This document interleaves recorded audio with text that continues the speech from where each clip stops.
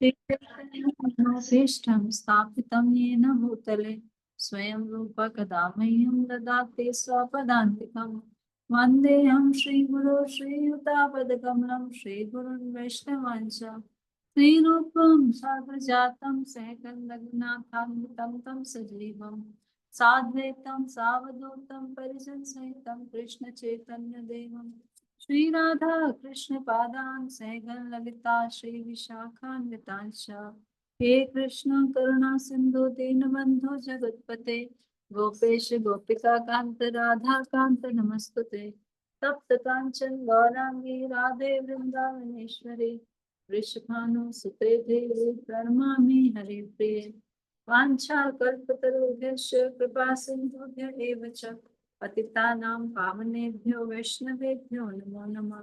जय श्री कृष्ण चैतन्य प्रभु नित्यानंद श्री अद्वैत गदाधर श्रीवासादि गौर भक्तवृंद हरे कृष्णा कृष्णा कृष्णा हरे हरे हरे राम राम राम हरे हरे नमो विश्वपादाय कृष्ण पृष्ठाय भूतले श्रीमते भक्ति वेदांत स्वामी नित्य नामिने नमस्ते सारस्वती देवी गौरवाणी चारिणे निर्विशेष शून्यवादी वाच्योपदेशकारिणे श्री प्रभुपाद की जय।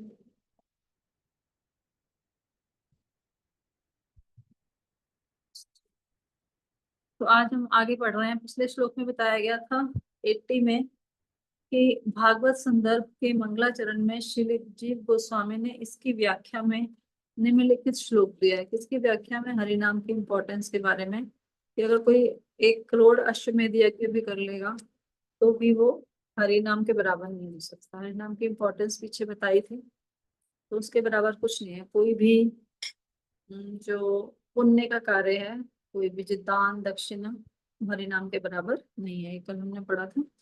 आगे आप पढ़ेंगे।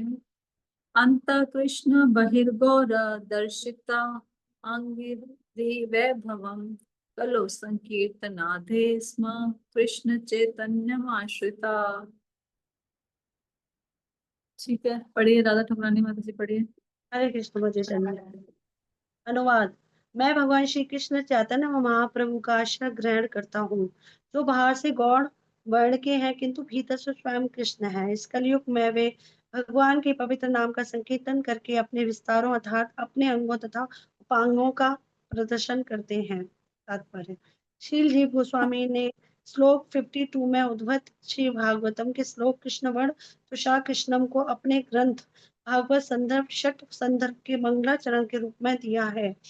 यह श्लोक भी उन्हीं का है जो भागवत के श्लोक को की उसी ग्रंथ के दूसरे श्लोक की रूप में व्याख्या की है। श्रीमद् भागवत का यह श्लोक 9 महर्षियों में से एक श्री करभाजन द्वारा कहा गया है और इनकी विस्तृत व्याख्या जीव गोस्वामी के ग्रंथ षट संदर्भ की टीका सर्व संवादिनी में दी हुई है। अतः कृष्ण उस व्यक्ति का निर्देश करता है जो निरंतर कृष्ण का चिंतन करता है। यह श्रीमती राधा रानी का प्रधान गुण है। यद्यपि अनेक भक्त वह सदैव कृष्ण का चिंतन करते हैं किंतु वे गोपियों से आगे नहीं जा सकते। गोपियों में श्रीमती राधा रानी कृष्ण का चिंतन करने वालों में सर्व प्रमुख हैं। श्रीमती राधा रानी की कृष्ण चेतना अन्य सारे भक्तों की चेतना से बढ़कर है। श्री चैतन्य महाप्रभु ने कृष्ण को समझने के लिए श्रीमती राधा रानी का स्थान ग्रहण किया। अतः वे सदैव राधा रानी के ही समान सदैव कृष्ण का चिंतन करते रहे।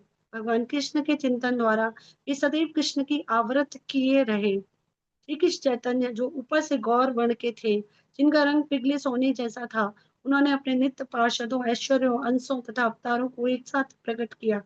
उन्होंने हरे कृष्ण कीर्तन की विधि का प्रचार किया और जो उनके चरण कमलों का आश्रय लेते हैं वह धन्य है। हरे कृष्ण। तो संदर्भ क्या होते हैं? लेकिन षड संदर्भ कल हमने भागवत संदर्भ ऊपर पढ़ा था। तो संदर्भ का मतलब होता है व्याख्या। जैसे हमारी बचपन में एनसीईआरटी की बुक होती थी, फिर उसके बाद उसका गाइड होती थी ना, गाइड टू एक्सप्लेन एनसीईआरटी होता था ना। तो फिर उस गाइड में से हम पढ़ते थे, उसका एक्सप्लेनेशन नहीं होता था, कुछ बाहर से नहीं होता था। ऐसे 6 संदर्भ होते हैं। भागवतम को समझाने के लिए गोस्वामियों ने षड संदर्भ लिखे हैं। तो इनको सबको मिला के भागवत संदर्भ भी बोलते हैं, षड संदर्भ भी बोलते हैं। उनके अलग अलग नाम भी हैं, अपने अपने नाम भी हैं। तो उन्होंने बता रहे कि जो भागवत संदर्भ का फर्स्ट श्लोक है वो यही वाला है। कौन सा? कृष्ण वर्ण तुषार कृष्ण। देखिए कितना इंपॉर्टेंट श्लोक है। श्रीमद् भागवतम के, तो उसको षट संदर्भ के मंगलाचरण के रूप में ले लिया जीव गोस्वामी ने, है ना। और उसके बाद ये उसका दूसरा श्लोक है, ये वाला, अंता कृष्ण बहिर्गौर। ये भी आपने बहुत बार सुना होगा। हमारे जो सीनियर वक्त आते हैं वो इसको बोलते हैं अंता कृष्ण बहिर्गौर, बस इतना ही बोलते हैं, आगे नहीं बोलते। दर्शिता अंगी वैभवम कलो संकीर्तनादे स्म कृष्ण चैतन्यम आश्रिता। ठीक है, तो यही बता रहे हैं कि जो कृष्ण है वही गौर महाप्रभु, गौरांग महाप्रभु हैं। और सदैव अपने अंतर अंतर में वो कौन है? कृष्ण है। बाहर से गोरे रंग के हैं, और अपने वैभव को प्रस्तुत करते हैं। और वैभव क्या? उनका पवित्र नाम का कीर्तन, कलो संकीर्तनादे। हाँ, तो वैभव उनका है, उनका हरि नाम संकीर्तन, और उनके जो पार्षद है उनका वैभव है, उसको प्रदर्शित करते हैं वो कलयुग में। ये आगे बढ़ते हैं। उप पुराणे है सुने श्री कृष्ण वचन, कृपा करी व्यास प्रति करी याचे न कथन। पढ़े। कौन पढ़ रहे थे? पढ़ी पढ़ी आगे पढ़ी राधा माता जी। अनुवाद। उप पुराणों में हम श्री कृष्ण को व्यास देव पर यह कहकर अपनी कृपा प्रदर्शित करते सुनते हैं। अहमेव क्वचित् ब्रह्मन् संन्यासाश्रमाश्रिता हरि भक्तिं ग्रहायामि कलो पाप हता नरान्। हे अनुवाद। हे विद्वान ब्राह्मण, कभी कभी मैं कलयुग के पतित लोगों को भगवत भक्ति के लिए प्रेरित करने हेतु संन्यास आश्रम ग्रहण करता हूँ। ये कहाँ लिखा है? उप पुराणों में लिखा है। कई प्रकार के पुराण होते हैं ना, बहुत सारे, 18 तो पुराण है, उसके बाद उनकी और आगे शाखाएं हैं बहुत सारी, तो उस उप पुराणों में व्यास देव जी को श्री कृष्ण स्वयं बता रहे हैं कि कभी कभी मैं कलयुग में पतित लोगों के उद्धार के लिए संन्यास आश्रम ग्रहण करता हूँ। भागवत भारत शास्त्र आगम पुराण चैतन्य कृष्ण अवतारे प्रकट प्रमाण। अनुवाद। श्रीमद् भागवत, महाभारत, पुराण तथा अन्य वैदिक साहित्य का यह सिद्ध करने के लिए प्रमाण देते हैं कि श्री कृष्ण चैतन्य महाप्रभु कृष्ण के अवतार हैं। तो सारे वैदिक पुराण ये सिद्ध करने के लिए प्रमाण देते हैं कि भगवान श्री कृष्ण कौन है? महाप्रभु जो है कृष्ण के अवतार। बाद में बोलेंगे कृष्ण स्वयं। प्रत्यक्ष देखा नाना प्रकट प्रभाव, अलौकिक कर्म अलौकिक अनुभाव। कोई भी व्यक्ति भगवान चैतन्य के प्रकट प्रभाव को उनके असाधारण कार्यों तथा असामान्य कृष्ण भावानुभूति से भी प्रत्यक्ष देख सकता है। देखे या न देखे यत अभक्त तेरा गाना, उल्लू के न देखे इन सूर्य किरण। किंतु श्रद्धा विहीन अभक्त लोग स्पष्ट दिखाई देने वाली वस्तु को भी नहीं देखते, जिस तरह उल्लू सूर्य की किरणों को नहीं देखते। तो कई बार डाउट होता है कि चैतन्य महाप्रभु भगवान कैसे हैं, इनकी लीलाएं तो थोड़ी अजीब सी हैं, डिफरेंट सी हैं, भगवान कैसे हो सकते हैं? तो ये बता रहे हैं कि लोग देख कर भी नहीं देख पाते, वो उल्लुओं की तरह है जो सूर्य की किरण सामने होते हुए भी उसको नहीं देख पाते। अब आगे ये जो श्लोक है इस स्तोत्र रत्न से है, रामानुजाचार्य के गुरु श्री यमुनाचार्य जी ने लिखा है इसको। त्वां शीलं रूपं चरिते प्रभं प्रकटे, सत्त्वेन सात्विकतया प्रबलेश शास्त्रे, प्रख्यात देव परमार्थविदां mateश्च, नेवासुर प्रकृत्य प्रभवन्ति बौद्धम। और कौन पढ़ेगा? यस, साधना भक्ति माता जी आप पढ़िए।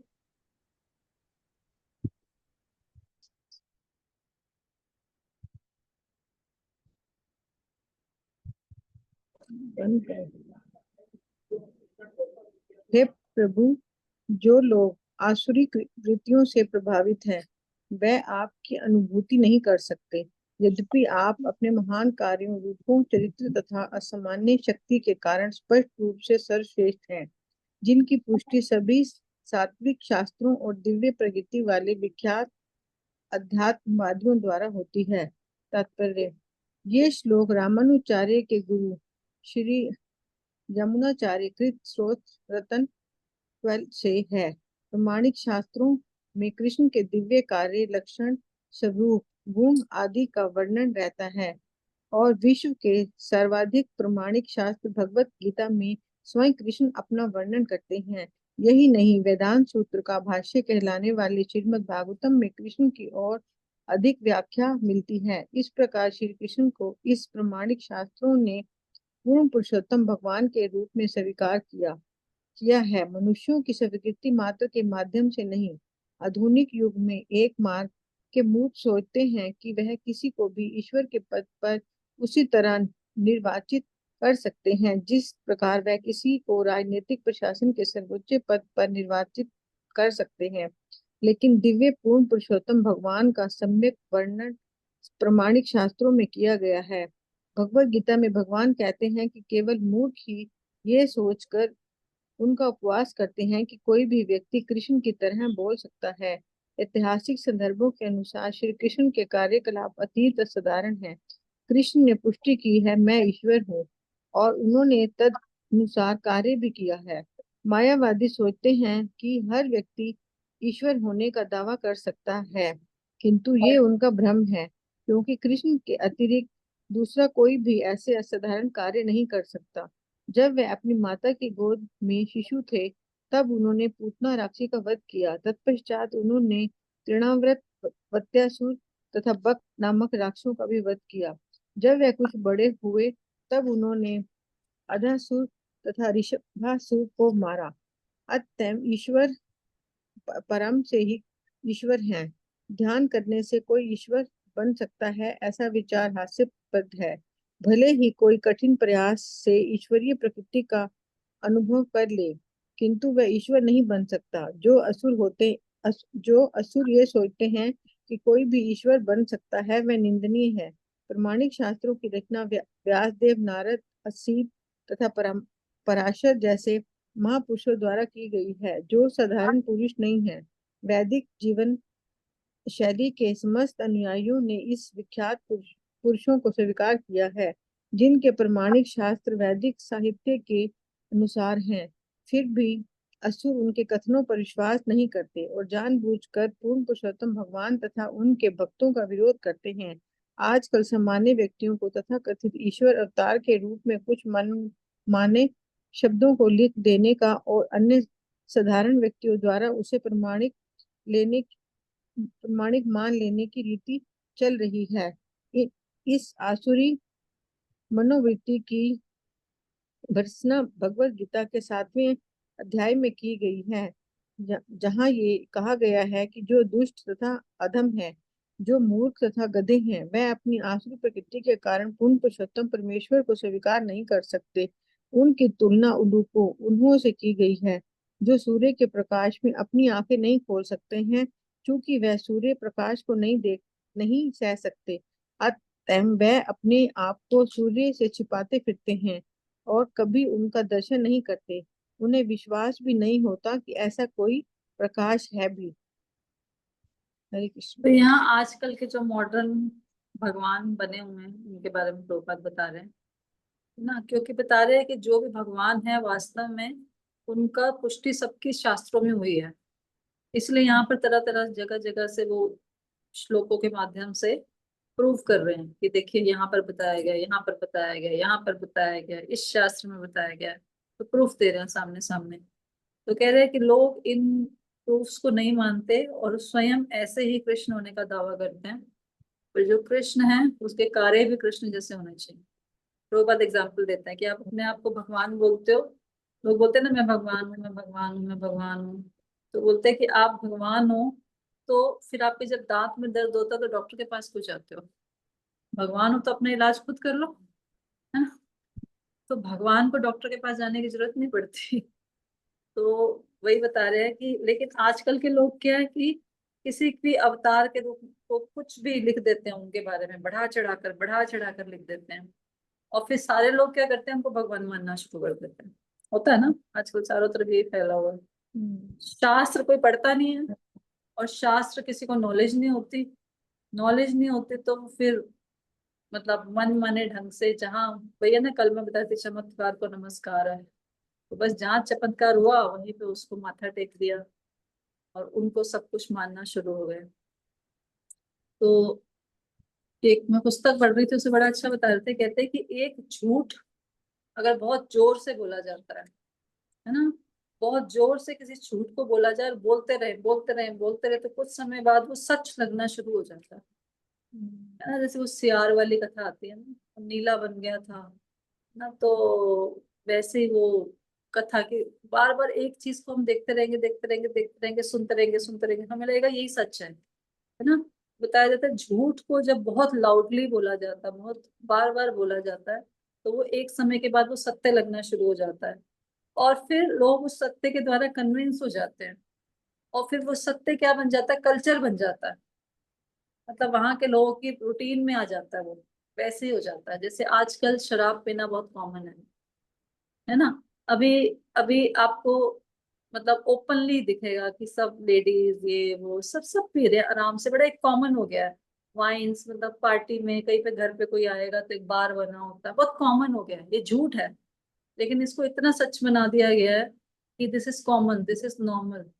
तो लोग अब इसको कल्चर बन गया है, और कल्चर होने से धीरे धीरे ये क्या बन जाता है, ट्रेडिशन बन जाता है। ट्रेडिशन क्या होता है, ट्रेडिशन जो एक जनरेशन से दूसरी जनरेशन में ट्रांसफर होता है। अब नेक्स्ट जनरेशन जब अपने बच्चों को घर में बार बने हुए देखेगी, या वैसे ही जो कपड़े हैं जरा उस तरह के पहने देखते, तो वो भी सोचेंगे कि यही ऐसे ही होता है, यही संस्कार है ना। तो वही उनके लिए वो एक बिल्कुल नॉर्मल सी बात हो जाएगी ना। फटी जीन्स इस जनरेशन के लोग पहने देखेंगे देखेंगे, अगले बार बोलेगा कि यही यही सच है, यही ऐसा ही होना चाहिए, जो साबुत पहनता है वो मूर्ख है ना। तो क्या बन जाता है, ट्रेडिशन बन जाता है, और फिर ट्रेडिशन क्या है, मिलियंस ऑफ लोगों के द्वारा फॉलो किया जाता है। तो इस तरह एक झूठ अगर समय पर नहीं रोका जाए, उसको बंद नहीं किया जाए, तो धीरे धीरे धीरे धीरे जनरेशन टू जनरेशन ये कैरी ऑन होता रहता है, जिसको प्रभुपद बोलते हैं blind man leading the other blinds. अंधा व्यक्ति दूसरे अंधों को फॉलो कर रहा है, और सारे जगह कहाँ गिरेंगे, गड्ढे में गिरेंगे। हाँ, ऐसे प्रभुपद बोलते हैं। तो इस लाइन से हटने के लिए, इस झूठ के संसार से हटने के लिए, सच बोलने के लिए बहुत शक्ति चाहिए, है ना। सारे बोल रहे हैं कि उल्टी टोपी पहनना फैशन है, और मैं सीधी टोपी पहनूं तो पागल ही लगेगा ना व्यक्ति। जैसे आजकल के जमाने में मैं हमेशा बोलती हूँ, दुपट्टा ओढ़ना आउट ऑफ द डेट है ना। दुपट्टे नहीं ओढ़ते लोग, हम ओढ़ते हैं तो लोग हमें आउटडेटेड बोलते हैं ना, माता जी है ना, बोलते हैं आउटडेटेड है। पर आजकल की जनरेशन के लिए कॉमन है कि नहीं करना नहीं करना। नेक्स्ट जनरेशन बिल्कुल, अब तो फ्रॉक्स का जमाना आ गया है ना, सूट ही नहीं पहनने। तो फिर वो मतलब एक ट्रेडिशन कल्चर बनता जाता है, बनता जाता है, बनता जाता है। तो इससे बाहर निकलने के लिए, सच बोलने के लिए बहुत शक्ति चाहिए। पर वो सच कैसे बोला जाता है, वेदों को पढ़ के, शास्त्रों को पढ़ के, अगर उनको फॉलो करने के बाद हमारे अंदर वो शक्ति आती है स्पिरिचुअल ट्रुथ को बोलने की, तो फिर वो स्पिरिचुअल ट्रुथ बोला जाता है। और फिर जब वो स्पिरिचुअल ट्रुथ बोला जाता है, तो फिर वो उस झूठ को क्या करता है, उसकी जड़ों को खत्म कर देता है, क्योंकि उसके पास पावर होती है, बैकअप होता है उसका, शास्त्रों का उसके पास वर्णन होता है। इसी तरह चैतन्य महाप्रभु जब आए तो उनके पास सारे शास्त्रिक प्रमाण है वहां पर, है ना। कोई भी व्यक्ति भगवान बोलता है अपने आप को, या भगवान जैसे कार्य करने की कोशिश करता है, तो उसको प्रूफ होने चाहिए सारे, है ना। झूठ पे नहीं चलेगा सब कुछ। तो ये यहाँ पर बताया जा रहा है। तो जो लोग इन सब चीजों को फॉलो नहीं कर सकते, वो अपनी आंखें बंद कर लेते हैं। नहीं जी, कुछ नहीं होता, कोई अगला जन्म नहीं होता, कुछ नहीं होता, है ना। सब कुछ इसी जन्म में है, ये है वो है। तो उल्लुओं की तरह है, वो सूर्य को देख के अपनी आंखें बंद कर लेते हैं। सूर्य का प्रकाश सहन नहीं होता, तो सूर्य को देख कर अपनी आंखें बंद कर लो, तो ये मूर्खता है। हमारे वेद शास्त्र उपनिषद पुराण, ये सब हमारी आंखें खोलने के लिए, सत्य को रियलाइज कराने के लिए। सत्य सिर्फ कपड़ों की बात नहीं हो रही, सत्य हमारी जिंदगी में हजारों सत्य हैं जो हम शास्त्रों से सीखते हैं। तो वो सत्य एब्जॉर्ब करने में टाइम लगता है, कष्ट होता है, बहुत होता है ना। उस सत्य को एब्जॉर्ब करने में कष्ट होता है, बट एब्जॉर्ब कर लेंगे तो इस संसार के कष्टों से बाहर निकल जाएंगे। उसी की प्रैक्टिस है सारी। ठीक है, आगे बढ़ते हैं। अपना लुकाइते कृष्ण नाना यत्न करे, तथा पिता हर भक्त जन तारे। हाँ जी, और कौन पढ़ेगा? राधा माधुरी माता जी पढ़िए। हरे कृष्णा माता जी। अनुवाद श्रील प्रभुपाद जी के द्वारा। भगवान श्री कृष्ण अपने आप को छिपाने का प्रयत्न अनेक। हाँ जी माता जी, कुछ कह रहे थे? हाँ पढ़िए पढ़िए। भगवान श्री कृष्ण अपने आप को छिपाने का प्रयत्न अनेक प्रकार से करते हैं, फिर भी उनके भक्त उन्हें यथार्थ रूप से जान ही लेते हैं। चैतन्य महाप्रभु का अवतार क्या है? छद्म अवतार, लेकिन भक्त उनको जान ही गए। कैसे? उल्लंघित त्रिविध सीमा समातिशायी संभवानं तव परिव्रडिं स्वभावं माया बलेन भवतापि निगूयमानं पश्यन्ति केचित् निशं त्वदन्य भावा। पढ़िए। हे प्रभु, भौतिक प्रकृति के भीतर हर वस्तु काल, देश तथा विचार से सीमित है, फिर भी आपके गुण अद्वितीय तथा असीम होने से ऐसी सीमाओं से सदैव परे होते हैं। कभी कभी आप इन गुणों को अपनी ही शक्ति से ढक लेते हैं, फिर भी आपके अनन्य भक्त हर परिस्थिति में आपका दर्शन पाने में समर्थ है। तात्पर्य श्री प्रभुपाद जी के द्वारा। यह श्लोक भी यमुनाचार्य कृत श्लोक रत्न 13 से लिया गया है।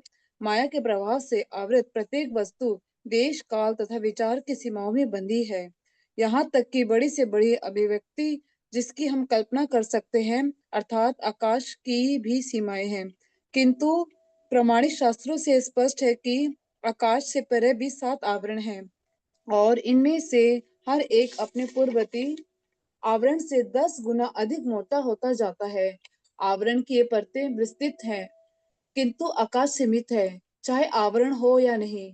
स्थान तथा काल विषयक हमारी चिंतक शक्ति भी सीमित है। काल शाश्वत है, हम करोड़ों तथा अरबों वर्षों की कल्पना कर सकते हैं, किंतु वह भी काल के विस्तार का अपर्याप्त अनुमान होगा। हम अतएव हमारी अपूर्ण इंद्रिया ना तो पुरुषोत्तम भगवान की महानता के विषय में सोच सकती है, ना ही हम उन्हें काल या अपनी चिंतन शक्ति की सीमाओं में बांध सकते हैं। तदनुसार उनकी स्थिति उल्लंघित शब्द से वर्णित की जाती है। ये देश, काल तथा विचार से परे हैं। यद्यपि वे उन सबके भीतर प्रतीत होते हैं, किंतु भगवान उनसे परे रहते हैं। जहाँ भगवान का दिव्य अस्तित्व देश, काल तथा विचार से छिप जाता है, वहीं भगवान के शुद्ध भक्त उन्हें देश, काल तथा विचार से परे उनके साकार रूप में देख सकते हैं। दूसरे शब्दों में, यद्यपि भगवान सामान्य व्यक्तियों की आंखों से नहीं देखते, किंतु जो लोग अपनी दिव्य भक्ति के कारण इन आवरणों से परे हैं, वे उन्हें देख सकते हैं। सूर्य बादल से आच्छादित हुआ मालूम पड़ सकता है, किंतु वास्तव में ये बादल के नीचे खड़े तुच्छ मानव की आंखें हैं जो आच्छादित है, ना कि सूर्य। यदि यही तुच्छ मानव हवाई जहाज से बादल के ऊपर आए तो वह सूर्य तथा धूप को बिना अवरोध के देख सकता है। इसी प्रकार यद्यपि माया का आवरण प्रबल होता है, किंतु भगवद गीता 7.14 में भगवान कहते हैं, देवी हेष गुणमयी मम माया दुरत्या मामेवम ये प्रपदन्ते माया मेताम तरन्ति ते। मेरी यह देवी शक्ति, हाँ जी माता जी, मेरी यह देवी शक्ति जो भौतिक प्रकृति के 3 गुणों से बनी है, उसे जीत पाना अत्यंत कठिन है, किंतु जो लोग मेरी शरण में आ जाते हैं वे सरलता से इसके पार जा सकते हैं। भ्रामक शक्ति माया के प्रभाव को पार कर पाना अत्यंत कठिन है, किंतु जो लोग भगवान के चरण कमलों को पकड़ने के लिए दृढ़ संकल्प हैं, वे माया की पकड़ से मुक्त हो जाते हैं। इसलिए शुद्ध भक्त पूर्ण पुरुषोत्तम भगवान को समझ सकते हैं, किंतु असुर गण अपने दुष्ट स्वभाव के कारण अनेक शास्त्रों एवं ईश्वर के असामान्य कार्यकलाप को देखते हुए भी भगवान को नहीं समझ सकते। तो क्या बता रहे हैं भगवान?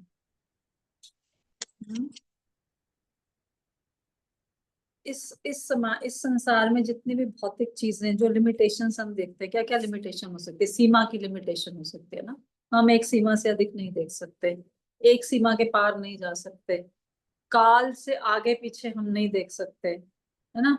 किसी देश देश की लिमिटेशन में या विचारों की भी लिमिटेशन है हमारी, हम कहाँ तक सोच पाएंगे? जो हमने सीखा है बचपन से वही सोच पाएंगे ना, उसके ज्यादा नहीं सोच पाएंगे, तो सब चीजों की लिमिटेशन है। तो ये बता रहे हैं कि भगवान इन सीमाओं से परे है, देश की, समय की, काल की और विचारों की सीमाओं से परे हैं। मतलब भगवान अद्वितीय हैं, अचिंतनीय हैं, इसलिए भगवान का एक नाम है अचिंत्य, उनके बारे में सोचा भी नहीं जा सकता। तो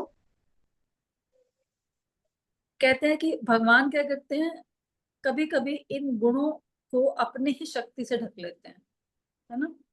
भगवान अपने आप को किसी न किसी प्रकार से थोड़ा सा ढक लेते हैं, फिर भी भगवान के जो भक्त होते हैं हर परिस्थिति में उनको ढूंढ ही निकालते हैं। जैसे चैतन्य प्रभु छन्न अवतार में आए और भक्तों ने किसी न किसी प्रकार से, अद्वैताचार्य जी ने बोला आप भगवान हैं, है ना, किसी और ने बोला आप भगवान हैं, तो भक्तों ने उनको ढूंढ ही लिया। तो भगवान चाहे जैसे मर्जी कर ले, हालांकि वो हमारे विचारों से, सब चीजों से परे है, और हालांकि वो अपने आप को अपने गुणों से ही ढक लेते हैं, लेकिन भक्त हर परिस्थिति में उनको ढूंढ लेते हैं। तो ये यहाँ पर बताया गया कि भगवान की जो शक्ति होती है उसका, माया का प्रभाव प्रबल होता है, पर माया का प्रभाव भगवान पे नहीं होता, हमारे पे होता है। हमारी आंखों के आगे पर्दा आता, भगवान पे माया का आवरण नहीं चढ़ता ना। सूर्य का एग्जाम्पल दे रहे हैं, बादलों का एग्जाम्पल दे रहे हैं। बादल सूर्य को नहीं ढकते, बादल हमारी आंखों के सामने आते हैं। जब फ्लाइट में जाते हैं तो जब बादलों से ऊपर चले जाते हैं तो फिर सूर्य बहुत क्लियर दिखाई देना शुरू हो जाता है, जो पहले नहीं दिख रहा होता। तो आवरण माया का किसके लिए, हमारे लिए है, भगवान को नहीं ढकता वो। तो हमारे और भगवान के बीच में जो देखने की शक्ति है उसको ढक देता है बस। लेकिन भक्तगण उस शक्ति को पार करके भी भगवान को समझते हैं। असुर स्वभावे कृष्ण कभु नहीं जाने, लोका इते नारे कृष्ण भक्त जन स्थाने। हाँ जी, परमेश्वरी माता जी कहती पढ़ने को, पढ़िए। हरे कृष्ण माता जी। हाँ जी। जो असुरी स्वभाव के हैं वह कभी भी कृष्ण को नहीं जान सकते, किंतु कृष्ण अपने शुद्ध भक्तों से अपने आप को छिपा नहीं पाते। तात्पर्य, जो लोग रावण तथा हिरण्यकशिपु की तरह असुरी स्वभाव बना लेते हैं वह ईश्वर की सत्ता को ललकारने के कारण कभी भी भगवान कृष्ण को नहीं जान सकते, किंतु श्री कृष्ण अपने शुद्ध भक्तों से अपने आप को कभी नहीं छिपा सकते। ठीक है, तो ये सेम चीज बोल रहे हैं। दो भूत सर्गे लोको अस्मिन देव आसुरेव च, विष्णु भक्त स्मृतो देवो आसुरस्तद्विपर्यय। पढ़िए। इस भौतिक संसार में दो प्रकार के लोग होते हैं, एक तो वह जो असुरी हैं और दूसरे वह जो देवी हैं। भगवान विष्णु के भक्त देवी हैं, किंतु जो उनकी सर्वथा विपरीत है वह असुर कहलाते हैं। तात्पर्य, ये श्लोक पद्म पुराण का है। विष्णु भक्त अर्थात कृष्ण भावना भवित भक्त देव कहलाते हैं। नास्तिक लोग जो ईश्वर में विश्वास नहीं करते या स्वयं को ईश्वर घोषित करते हैं वह असुर कहलाते हैं। असुरगण सदैव नास्तिक भौतिकतावादी कार्यों में लगे रहते हैं और भौतिक संसाधनों को इंद्रिय तृप्ति के कार्यों में प्रयोग करने की विधियों खोजते रहते हैं। कृष्ण भक्त अर्थात कृष्ण भावना भवित भक्त भी सक्रिय रहते हैं, किंतु उनका लक्ष्य भक्ति द्वारा पूर्ण पुरुषोत्तम भगवान को तुष्ट करना होता है। ऊपर से ये दोनों श्रेणी के लोग एक ही दिशा में कार्य करते प्रतीत हो सकते हैं, किंतु चेतना में अंतर होने के कारण उनके प्रयोजन एक दूसरे के सर्वथा विपरीत रहते हैं। असुरगण निजी इंद्रिय तृप्ति के लिए कार्य करते हैं, जबकि भक्तगण भगवान की तुष्टि के लिए कार्य करते हैं। दोनों ही परिश्रम करते हैं, किंतु उनके उद्देश्य भिन्न भिन्न होते हैं। कृष्ण भावना अमृत आंदोलन देवों या भक्तों के लिए है। असुर ना तो कृष्ण भावना भवित कार्यों में सम्मिलित हो सकते हैं, ना कृष्ण भावना भवित भक्त आसुरी कार्यों में सम्मिलित हो सकते हैं अथवा इंद्रिय तृप्ति के लिए कुत्तों तथा बिल्लियों की तरह कार्य कर सकते हैं। कृष्ण भावना भवित भक्तों को ऐसे कार्य तनिक भी नहीं भाते। भक्तगण जीवन की उतनी ही आवश्यकताओं को स्वीकार करते हैं जितने से वे कृष्ण भावना अमृत में कार्य करने के लिए सशक्त रह सके। उनकी शेष शक्ति कृष्ण भावना अमृत को विकसित करने में खर्च होती है, जिनके द्वारा वे सदैव यहाँ तक कि अंतिम समय में भी कृष्ण का चिंतन करते हुए भगवत धाम वापस जा सके। ठीक है, तो अंतर बताइए, सुर और असुर में क्या क्या अंतर है। सूर्य देवता और असुर हैं राक्षस, क्या क्या अंतर होते हैं बताइए। हरे कृष्णा माता जी। माता जी, जो असुर है वो अपने इंद्रिय तृप्ति के लिए कार्य करते हैं, लेकिन जो भक्तगण है वो भगवान की तुष्टि के लिए कार्य करते हैं। गुड। और हरे कृष्णा माता जी, दंडवत प्रणाम। हाँ जी। माता जी, जो असुरगण होते हैं वो अपनी इच्छाओं के लिए देवताओं के या अन्यों के पास जाते हैं, और जो देवतागण होते हैं वो अपनी इच्छाओं की पूर्ति के लिए शिव भगवान के पास जाते हैं। हरे ठीक है, तो यहाँ पर देवताओं और दानवों में अंतर बताया गया। जो भक्त है वो भगवान के पास जाएंगे। आगे आचार्य गोसाई प्रभु भक्त अवतार, कृष्ण अवतार हेतु यहाँ रहुंकार। हाँ जी, वन लक्ष्मी माता जी पढ़िए आप। तो अब अद्वैताचार्य जी के बारे में बताया जाएगा, ठीक है, कैसे उनकी प्रार्थना से भगवान इस संसार में अवतरित हुए। वन लक्ष्मी माता जी आपका अनम्यूट नहीं हुआ, म्यूट है। हाँ जी, हो गया, चलिए। अद्वैताचार्य गोस्वामी भक्त के रूप में भगवान के अवतार हैं। उनकी ऊंची गर्जना से ही कृष्ण अवतरित हुए। कृष्ण यदि पृथ्वी ते करेन अवतार, प्रथमे करेन गुरु वर्गेर संचार। जब भी श्री कृष्ण इस धरा पर अवतरित होना चाहते हैं, तब सर्वप्रथम वे अपने पूज्य गुरु वर्गों को अवतरित कराते हैं। पिता माता गुरु आदि यत मान्य गाना, प्रथमे करेन सभा पृथ्वी ते जन्म। अनुवाद। इस प्रकार सर्वप्रथम पृथ्वी पर आदरणीय लोगों तथा यथा उनके पिता माता तथा गुरु का जन्म होता है। माधव ईश्वर पुरी शची जगन्नाथ, अद्वैत आचार्य प्रकट हैल से साथ। अनुवाद। माधवेंद्रपुरी, ईश्वरपुरी, श्रीमती शची माता तथा श्री जगन्नाथ मिश्र, ये सभी श्री अद्वैताचार्य के साथ साथ प्रकट हुए। तात्पर्य। जब भी पूर्ण पुरुषोत्तम भगवान अपने मानव रूप में अवतरित होते हैं, तो वे उसके पूर्व अपने भक्तों को भेज देते हैं, जो उनके पिता गुरु तथा संगियों के रूप में नाना प्रकार की भूमिका ग्रहण करते हैं। ऐसे महापुरुष पूर्ण पुरुषोत्तम भगवान के अवतरण के पूर्व प्रकट होते हैं। श्री कृष्ण चैतन्य महाप्रभु के आविर्भाव के पूर्व उनके भक्त श्री माधवेंद्रपुरी, उनके गुरु श्री ईश्वरपुरी, उनकी माता श्रीमती शची देवी, उनके पिता श्री जगन्नाथ मिश्र और श्री अद्वैताचार्य प्रकट हो चुके थे। तो वही बता रहे हैं, भगवान ने जब भी जाना होता है तो पहले अपने गुरुजनों को, बड़े लोगों को भेज देते हैं, उसके बाद फिर खुद। प्रकटिया देखे आचार्य सकल संसार, कृष्ण भक्ति ग्रंथ गंध ही विषय व्यवहार। हाँ जी, गीतिका माता जी आप पढ़ेंगे। हाँ जी माता जी, हरे कृष्ण माता जी। अद्वैत आचार्य ने प्रकट होने के बाद देखा कि संसार कृष्ण की भक्ति से विहीन है, क्योंकि लोग भौतिक व्यापारों में व्यस्त थे। केह पापे केह पुण्य करे विषय भोग, भक्ति गंध नाही आते रोग।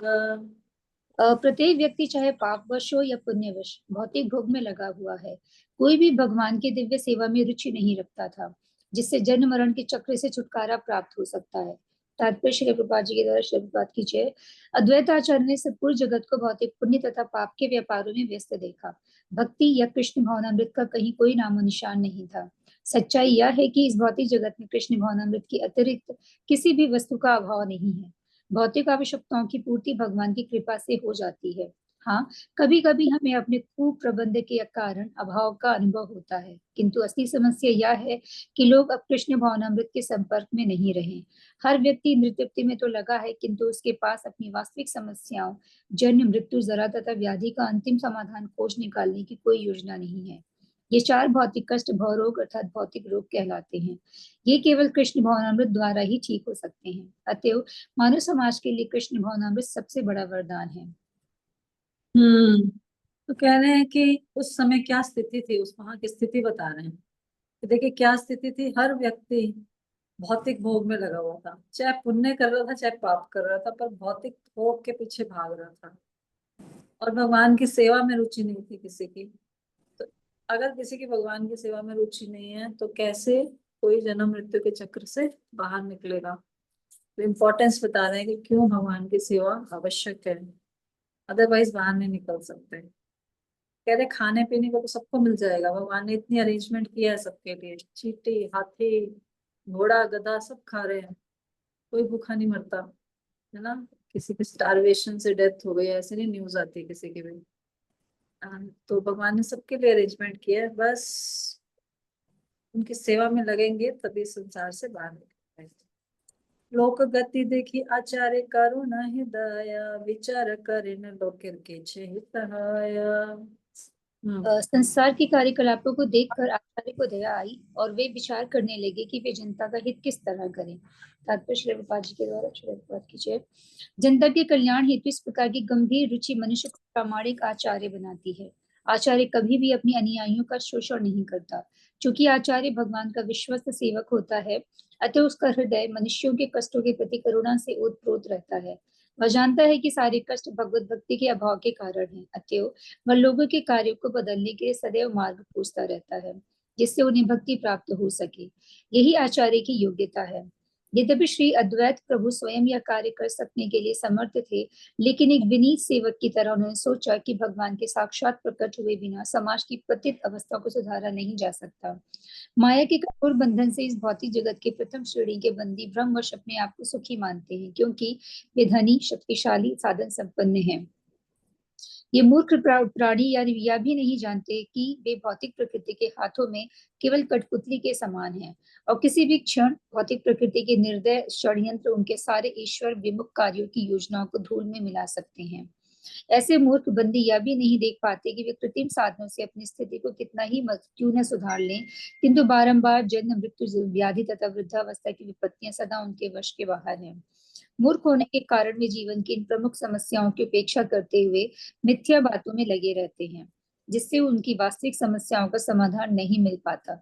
वे जानते हैं कि मृत्यु या रोग अथवा वृद्धावस्था का कष्ट नहीं भोगना चाहते, किंतु माया के वशीभूत होने के कारण वे नितांत लापरवाह रहते हैं और इन समस्याओं का समाधान करने के लिए कुछ भी नहीं करते। इसे माया कहते हैं। माया द्वारा वशीभूत लोग मृत्यु के बाद विस्मृति के गर्त में चले जाते हैं और अपने कर्म के अनुसार अगले जन्म में कुत्ता या देवता बनते हैं। यद्यपि अधिकांश कुत्ते ही बनते हैं। अगले जन्म में देवता बनने के लिए उन्हें पूर्ण पुरुषोत्तम भगवान की भक्ति करनी आवश्यक है, अन्यथा प्रकृति के नियमानुसार उनका कुत्ता या सूअर बनना निश्चित है। तृतीय श्रेणी के बंदी भौतिक दृष्टि से कम ईश्वरवान होने के कारण प्रथम श्रेणी के बंदियों का अनुकरण करने का प्रयास करते हैं, क्योंकि उन्हें भी अपने बंदी होने के विषय में वास्तविक ज्ञान नहीं होता। इस तरह वे भी भ्रामक भौतिक प्रकृति द्वारा दिग्भ्रमित हो जाते हैं। किंतु यह आचार्य का कार्य है कि वह प्रथम या तृतीय श्रेणी के बंदियों के कार्यों को बदल दे, जिससे उन्हें वास्तविक लाभ हो। इस उद्यम के कारण वह भगवान का अत्यंत प्रिय भक्त बन जाता है। भगवान भगवत गीता में स्पष्ट रूप से कहते हैं कि मानव समाज में भक्त से बढ़कर उन्हें अन्य कोई प्रिय नहीं है, क्योंकि वह जगत के वास्तविक लाभ के लिए ईश्वर के संदेश का प्रचार करने के उपायों की खोज करते हुए भगवान की सेवा में सर्वदा लगा रहता है। कलयुग के तथाकथित आचार्य अपने अनुयायियों के कष्टों को कम करने के लिए उतना चिंतित नहीं रहते जितना कि वे उनके संसाधनों का दोहन करने में लगे रहते हैं। किंतु एक आदर्श आचार्य के रूप में श्री अद्वैत प्रभु संसार की दशा को सुधारने के प्रति चिंतित थे। ठीक है, हमने सबने पढ़ा हुआ है। कोई बताए इसका निष्कर्ष, कोई इसको सारांश बताइए। हरे कृष्ण माता जी। हाँ। माता जी ने बताया कि जो भौतिक संसार के लोग हैं वो सब अपनी इंद्रिय तृप्ति में ही लगे रहते हैं। उन्हें जो हमारा जीवन का असली उद्देश्य है उसके बारे में कुछ पता नहीं है, ना वो अपनी जो हमारी असली परेशानियां है, जन्म, मृत्यु, जरा और व्याधि, ना हम उनके प्रति जागरूक हैं। बस हम ये सोचते हैं कि यदि इस जन्म में हम अच्छे से कमा रहे हैं और हम सारी सुख सुविधाएं अच्छे से इकट्ठा कर पा रहे हैं तो सब अच्छा चल रहा है। और लेकिन जो रियल आचार्य हैं वो हमें ये बताते हैं कि ये इस संसार में सुख भोगना ही इतना बड़ा वो नहीं है, वो तो हमारा मतलब एक छोटा काम है, लेकिन जो हमारा मेन उद्देश्य है जीवन का वो हमारा है जन्म, मृत्यु, जरा, व्याधि से छुटकारा पाना, भगवान की भक्ति करना और भगवान के पास वापस जाना, जैसे कि अद्वैताचार्य जी। यस, ठीक है, तो आगे चलते हैं। आपने श्री कृष्ण यदि करे न अवतार, आपने आचार्य भक्ति करे न प्रचार। कल कौन सा श्लोक था ये वाला? अपने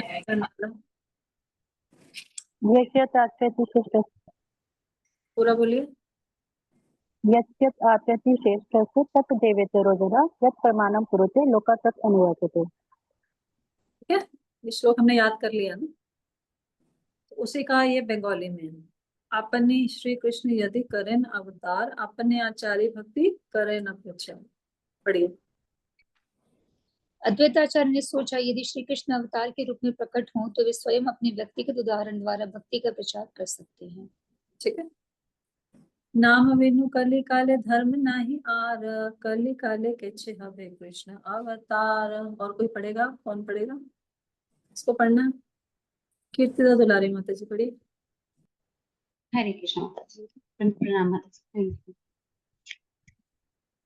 इस कलयुग में भगवान के पवित्र नाम के कीर्तन के अतिरिक्त अन्य कोई धर्म नहीं है, लेकिन इस युग में भगवान किस तरह अवतार लेंगे? शुद्ध भावे करिब कृष्णेर आराधना निरंतर सैधन्य करिब निवेदना। मैं शुद्ध मन से कृष्ण की पूजा करूंगा, मैं उनसे निरंतर विनीत भाव से निवेदन करूंगा। आनिया कृष्ण रे करो कीर्तन संचार, तबे से अद्वैत नाम सफल अमार। मेरा अद्वैत नाम तभी सार्थक होगा जब मैं कृष्ण को पवित्र नाम संकीर्तन आंदोलन का प्रवर्तन करने के लिए प्रेरित कर सकूंगा। तात्पर्य: अद्वैतवादी मायावादी दार्शनिक जो झूठे ही विश्वास करता है कि वह भगवान से अभिन्न है, अद्वैत प्रभु की तरह भगवान से प्रार्थना नहीं कर सकता। अद्वैत प्रभु भगवान से अभिन्न है, किंतु वे पूर्णांश के रूप में निरंतर भगवान की सेवा करते हैं, भगवान से समा नहीं जाते। मायावादियों के लिए यह अचिंत्य है, क्योंकि वे भौतिक इंद्रियानुभूति के संदर्भ में सोचते हैं और यह सोचते हैं कि अद्वैतवाद के लिए यह आवश्यक है कि मनुष्य अपनी पृथक पहचान खो दे। किंतु इस श्लोक से यह स्पष्ट है कि अद्वैत प्रभु अपनी पृथक पहचान बनाए रखकर भी भगवान से अभिन्न है। श्री चैतन्य महाप्रभु ने अचिंत्य भेदाभेद तत्व, एक साथ भगवान से एक रूपता तथा भिन्नता का प्रचार किया। चिंतनीय द्वैत भेद और अद्वैत अभेद अपूर्ण इंद्रियों की अनुभूतियां हैं जो दिव्यता तक नहीं पहुंच पाती, क्योंकि दिव्यता सीमित शक्ति की अनुभूति से परे है। किंतु अद्वैत प्रभु के कार्य अचिंत्य अभेद का यथार्थ प्रमाण प्रस्तुत करते हैं। अतः जो कोई श्री अद्वैत प्रभु की शरण ले जाता है, वह सरलता से अचिंत्य भेदाभेद दर्शन को समझ सकता है। हरे कृष्ण। तो यहाँ बताया जा रहा है द्वैतवाद और अद्वैतवाद। द्वैत का मतलब क्या होता है? दो। द्वैतवाद में क्या बोलते हैं? भगवान अलग है, जीव अलग है, दोनों का अपना अपना एग्जिस्टेंस है, ठीक है। अद्वैतवादी क्या बोलते हैं? अद्वैत, दोनों में कोई डिफरेंस नहीं है, जीव और भगवान एक ही है। जीव इस संसार की समाप्ति के पास जाके भगवान में लीन हो जाएगा। तो अद्वैत का मतलब यहाँ पर, अद्वैत आचार्य का मतलब वो नहीं है कि लीन हो जाएंगे। अद्वैत का मतलब है कि वो और भगवान अभिन्न है, वो स्वयं भी भगवान है ना, महाविष्णु है, तो वो भगवान से अभिन्न है, इसलिए उनका नाम क्या है? अद्वैताचार्य है। तो अद्वैताचार्य जी अद्वैतवाद से अलग है, समझ रहे हैं? क्योंकि वो अपनी पृथक पहचान रह बना कर भी भगवान की सेवा करते हैं। तो चैतन्य महाप्रभु में कौन सा सिद्धांत दिया? उनका सिद्धांत है अचिंत्य भेदा भेद तत्व। ये दोनों चीजें हैं, भेद है भी है और भेद नहीं भी है। अभी आगे वाले श्लोकों में कहीं ना कहीं हमें समझाया जाएगा इसके बारे में डिटेल। उनकी फिलॉसफी ना तो द्वैतवाद की है ना अद्वैतवाद की है, वो कहते हैं अचिंत्य है। द्वैत भी है और अद्वैत भी। आगे कैसे समझेंगे हम इसको, श्लोकों में बताया जाएगा, ठीक है। आगे बढ़ते हैं। कृष्ण वश करिबेन कोना राधने, विचारत एक श्लोक आयल तारा मने। जब वे पूजा द्वारा कृष्ण को वश में करने के विषय में सोच रहे थे, तब उनके मन में निम्नलिखित श्लोक आया। तुलसी दल मात्रेन जलस्य चुलुकेन वा विक्रणीते स्वमात्मानं भक्तेभ्यो भक्तवत्सला। अपने भक्तों के प्रति अत्यंत वत्सल श्री कृष्ण अपने आप को उस भक्त के हाथ बेच देते हैं जो उन्हें केवल तुलसी दल तथा एक अंजलि भर जल अर्पित करता है। तात्पर्य यह श्लोक गौतमीय तंत्र से लिया गया, ठीक है। आगे ए श्लोकार्थाचार्य करे न विचारन, कृष्ण के तुलसी दल जल दे ये जाना। तारा ऋण शोधिते कृष्ण करे न चिंताना, जल तुलसी सम किछु करे नाही दाना। अनुवाद: अद्वैत आचार्य ने इस श्लोक के अर्थ पर इस प्रकार विचार किया। जो कृष्ण को तुलसी दल या जल अर्पित करता है, उसके ऋण को चुकाने की कोई विधि न पाकर भगवान कृष्ण सोचते हैं, मेरे पास ऐसी कोई संपत्ति नहीं जो तुलसी दल और जल की समता कर सके। हरे कृष्ण। ठीक है, तबे आत्मा वेची करे ऋणे रशोधन, एक भावी आचार्य करे न आराधन। और कोई पढ़े? कौन पढ़ेगा? हरे कृष्ण माता जी। हाँ जी, पढ़िए। कौन? इस प्रकार भगवान अपने आप को भक्त के हाथ अर्पित करके अपना ऋण चुकाते हैं। इस तरह विचार करके आचार्य ने भगवान की आराधना प्रारंभ कर दी। तात्पर्य, भक्ति द्वारा भगवान कृष्ण को एक तुलसी दल और थोड़े से जल से सरलता पूर्वक प्रश्न किया जा सकता है। जैसा कि भगवत गीता 9.26 में भगवान कहते हैं, यदि कोई भक्ति पूर्वक उन्हें एक पत्र, एक फूल, एक फल या जल अर्पित करता है, पत्रम पुष्पम फलम तोयम, तो वे अत्यंत प्रसन्न हो जाते हैं। वे अपने भक्तों की सेवा विश्व भर में कहीं भी स्वीकार करते हैं। संसार के किसी भी भाग से गरीब भक्त भी एक छोटा सा फूल, फल या पत्र या थोड़ा सा जल प्राप्त कर सकता है। यदि उन्हें अथवा विशेष रूप से तुलसी जल एवं गंगा जल कृष्ण को भक्ति पूर्वक अर्पित किया जाता है तो वे अत्यंत प्रसन्न होते हैं। कहा जाता है कृष्ण ऐसी भक्ति से इतने प्रसन्न हो जाते हैं कि इसके बदले में वे अपने भक्त को आत्मसमर्पण कर देते हैं। श्रील अद्वैत आचार्य इस तथ्य को जानते थे, इसलिए उन्होंने तुलसी दल और गंगा जल से भगवान की पूजा करके उनसे अवतरित होने के लिए आह्वान करने का निश्चय किया। गंगा जल तुलसी मंजरी अनुक्षण, कृष्ण पाद पद्म भावी करे समर्पण। श्री कृष्ण के चरण कमलों का चिंतन करते हुए उन्होंने गंगा जल में तुलसी मंजरियां मिलाकर निरंतर अर्पित की। कृष्ण आह्वान करे करे अहंकार, ए मत कृष्ण रे कराई लवतार। उन्होंने जोर जोर से श्री कृष्ण से विनती की और इस प्रकार कृष्ण का अवतरित होना संभव हुआ। चैतन्य अवतार ए मुख्य हेतु, भक्त रे इच्छाए अवतरे धर्म सेतु। अतः श्री चैतन्य के अवतार का मुख्य कारण अद्वैत आचार्य की यह विनती है। धर्म के संरक्षक भगवान अपने भक्त की इच्छा से प्रकट होते हैं। तम भक्ति योगम परिभावित सरोज, आसे श्रुते पथो ननु नाथ पुंसाम। यद्यता उरुगाय विभावयन्ति, तद्दपु प्रणयसे सद अनुग्रहाय। हे प्रभु, आप अपने शुद्ध भक्तों की दृष्टि और श्रुति में सदैव वास करते हैं। आप उनके कमल सदृश हृदय में भी निवास करते हैं, जो भक्ति द्वारा निर्मल हो चुका है। हे भगवान, आप उत्कृष्ट श्रुतियों से महिमान्वित होते हैं।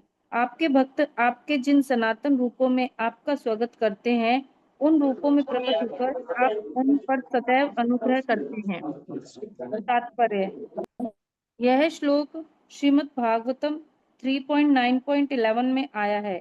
यह एक स्तुति है जिसमें ब्रह्मा जी सृष्टि कार्य करने के लिए पूर्ण पुरुषोत्तम भगवान कृष्ण से उनका आशीर्वाद मांगते हैं। भगवान विषय ज्ञान वैदिक शास्त्रों के विवरणों से प्राप्त किया जा सकता है। उदाहरणार्थ ब्रह्म संहिता 5.29 में भगवान कृष्ण के धाम का वर्णन मिलता है, जो चिंतामणि से बना है, और वहाँ गोप बालक के रूप में भगवान की सेवा करने के लिए लाखों लक्ष्मियां हैं। मायावादी लोग सोचते हैं कि भक्तों ने कृष्ण के स्वरूप की कल्पना की है, किंतु प्रमाणिक शास्त्रों में ने वास्तव में ही कृष्ण और उनके विविध दिव्य रूपों का वर्णन किया है। श्रुतिदिक्त श्रुतिशिक्त पक्ष में श्रुत शब्द से वेदों का अभिप्राय है और क्षित यह इंगित करता है कि पूर्ण पुरुषोत्तम भगवान को समझने की विधि है वैदिक शास्त्रों का समुचित अध्ययन। भगवान या उनके रूप के विषय में कोई कल्पना नहीं की जा सकता है। ऐसी कल्पना उन लोगों को मान्य नहीं है जो ज्ञान लोक द्वार प्राप्त करने के संबंध में गंभीर है। यहाँ पर ब्रह्मा कहते हैं कि वैदिक ग्रंथों के समुचित अध्ययन से कृष्ण को जाना जा सकता है। यदि कोई भगवान के रूप, नाम, गुण, लीला और सार सामग्री के अध्ययन से उनके प्रति आकृष्ट हो जाता है तो वह भक्ति कर सकता है और भगवान का दिव्य रूप सदा के लिए उनके हृदय में अंकित हो जाता है। जब तक भक्त वास्तव में भगवान के लिए दिव्य प्रेम उत्पन्न नहीं कर लेता, तब तक वह उनके हृदय में भगवान का निरंतर चिंतन नहीं कर सकता। भगवान की ऐसी स्थायी स्मृति योग विधि से की भव्य सिद्धि है, जैसा कि भगवत गीता के 6 अध्याय 6.47 में पुष्टि की गई है कि जो कोई ऐसे भाव में निमग्न रहता है वह सर्वश्रेष्ठ योगी है। ऐसी दिव्य निमग्नता समाधि कहलाती है। जो शुद्ध भक्त पूर्ण पुरुषोत्तम भगवान का निरंतर चिंतन करता है वही भगवान का दर्शन पाने का अधिकारी है। उरुगाहा, दिव्य स्तुतियों द्वारा जिनकी महिमा गाई जाती है, ऐसे भगवान के विषय में तब तक व्यक्ति कुछ नहीं कह सकता जब तक कि वह आध्यात्मिक दृष्टि से उन्नत न हो। जैसा कि ब्रह्म संहिता में पुष्टि हुई है, भगवान के अनंत रूप है, अद्वैत अच्युतम अनादिम अनंत रूपम। भगवान असंख्य स्वांश रूपों में अपना विस्तार करते हैं। जब कोई भक्त इन असंख्य रूपों के विषय में सुनकर किसी एक रूप के प्रति अनुरक्त हो जाता है और निरंतर उसी का चिंतन करता है तो भगवान उसके समक्ष उसी रूप में प्रकट होते हैं। भगवान कृष्ण उन भक्तों को विशेष रूप से सुखकर लगने वाला है, विशेष रूप से सुखकर लगने वाला है, जिनके हृदय में वे सदैव उपस्थित रहते हैं, क्योंकि उन भक्तों में उच्च दिव्य प्रेम रहता है। हरे कृष्ण।